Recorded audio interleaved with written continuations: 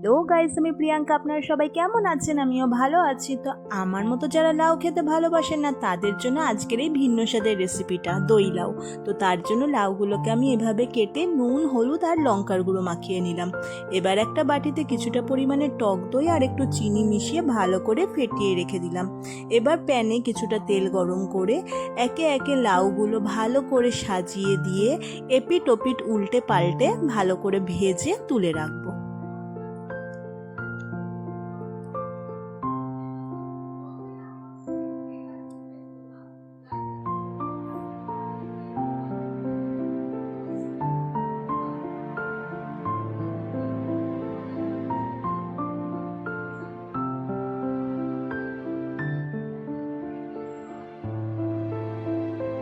এবার ওই তেলের মধ্যে শুকনো লঙ্কা, গোটা জিরে আর কারি পাতা ফোড়ন দিয়ে একটা বড় সাইজের কুচি করে রাখা পেঁয়াজ দিয়ে একটু নেড়ে চেড়ে তার মধ্যে দিয়ে দেবো জিরে গুঁড়ো আর ভাজা মশলা দিয়ে আবারও একটু নেড়ে চেড়ে তার মধ্যে ফেটিয়ে রাখা টক দইটা দিয়ে একটু নুন দিয়ে আবারও নেড়ে চেড়ে তার মধ্যে দিয়ে দেবো একটু হলুদ গুঁড়ো আর কাশ্মীরি লঙ্কার গুঁড়ো।